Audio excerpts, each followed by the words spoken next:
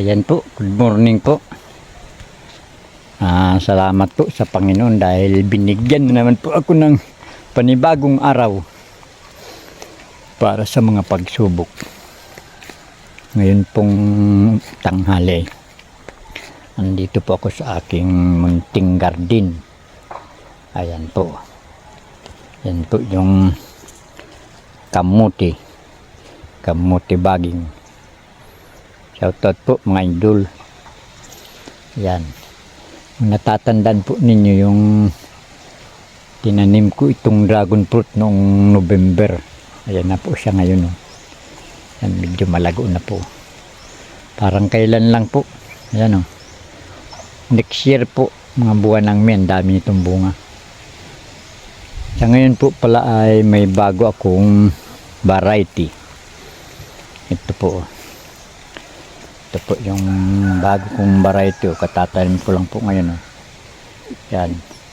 Yan po ay kulay puti yung loob. Yan po. Puti po yung loob niyan. Ito po katatanim ko lang po ngayon. Ayan. Yan po yung mga pusti lang niya.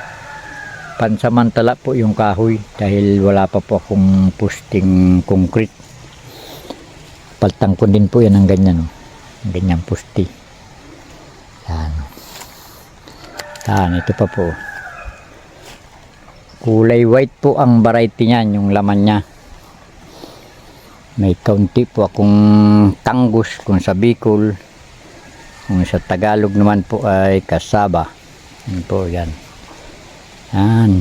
Ito po may ilang pirasong pinya. Ito po yung aking mga dragon fruit. Saka yung kamote. Ayan o. Yan, kamote. Medyo malago-lago na po yung kamote. Ayan.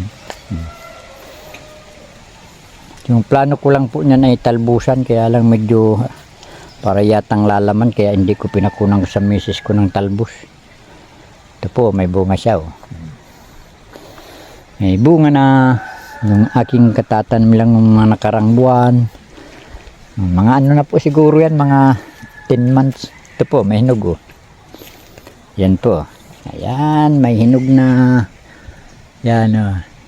Unang bunga po yan, unang bunga. Yan ang mga talbos kamuti. Ayan po, ang ganda. Yan. Mga talbos ng kamuti. Ito po yung mga napakasustansyang gulay dito sa aming probinsya. Yan po ang buhay bukid. Raal daw nasa bulas. Yan o. Mga talbos. Mga tanim pong dragon fruit. Dito po tayo. Ayan. Ito pa po. May bunga pang isa dito. Hinog na rin. Kadi-deliver ko lang po ngayon ng dragon fruit. Doon sa bayan ng Dait. Kararating ko lang po. Kanina. Ito pa po. May hinog pa. Ayan. May hinog pa. Ayan. Po yung aming munting farm. Ito po ang balinghoy ko. Balinghoy. Yan. Medyo naapektaran po nung nung bagyo. Medyo na buwal pa. Natumba. Ito, medyo madilaw-dilaw yung dragon fruit. Ito kulang sa pataba. Yan, yung puno. Hindi pa po nalalagyan, medyo busy pa. Ito po yung tanim kong sitaw. Tanim na sitaw. Dito po sa bukid, pagka masipag ka lang, hindi ka magugutom. Yan po namamatay. May sakit yung binibirahan ng siya.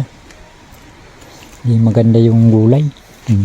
Ito pa po yung mga gulay. Yung tanim kong sitaw. Yan, namamatay. May mga ulalo. Ano po yung pag may ulalo. Yan, may lukton pa. Ito po kaya yung lukton na ito. Ang perwisyo, yan pinuputol niyo yung dahon. Kita niyo po yung lukton. Ang kulang po kung anong tawag yan sa inyo yan. Yan. Yan. Yan nga pumuputol ng pinuputol niya yung katawan. Madaling lukto na yan. Yan, piste din yan. Ito, nabunga na sana. Yan po, may bunga. Ito po yung iba. Yan po ang pinagkakaabalahan ko po sa araw-araw. Ayan po, may bunga din pala. Ano na po yan. Mahaba na yung iba. Yan. Yan, mahaba na. Daming bunga. Kaya lang medyo may difference. May malaki-laki na. Yan. May medyo nalaki na siya. Ito pa. Tingnan niyo po yung aking farm. Ito po yung aking pinagkakaabalahan. Kaya po sinasabi kong araw-araw sa bulas, wala na pong katigil-tigil talaga. Pag hindi mo na, may nahinog na yata. Malaki na may isa nang nauna Parang hinog na ito. Yan po siya. Yan. Hindi ito pwedeng kunin ko na yata ito. Isang ito. Nauna-una siya. Hindi naman pwedeng pahinugan pa ito. Ano pa siya? Bata pa. Yan, unang harvest po ito. Unang harvest. Una siyang harvest. Yan. Napiktaran din yung ano natin Napiktaran yung kamuting kanggos natin Ito naman, nagparahampas naman dito yung dahon. Napiktaran din. Natumba. Yan po. Nadali din ito ni ano ba yun? Bagyo. Katurong-turong pa. Ngayon po. Yan po. Meron pa dito. Nabisin na natin ito. Titigas naman ito. Ayan